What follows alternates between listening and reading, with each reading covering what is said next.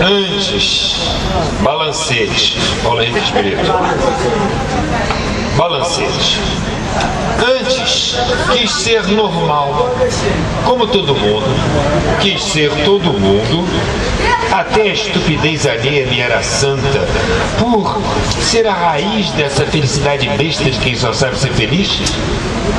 Nisso fracassei, como tantos outros. Fabriquei outros projetos, bebi de um trago só o esterco do ridículo e constatei que o gosto era de mel. O mel enjoa. Hoje sou quase puro, quase honesto, competente, estúpido, como toda a gente.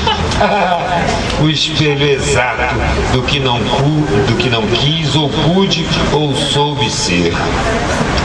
Falhei até no fracasso. Agora, o jeito é me encarar de frente e me reconhecer.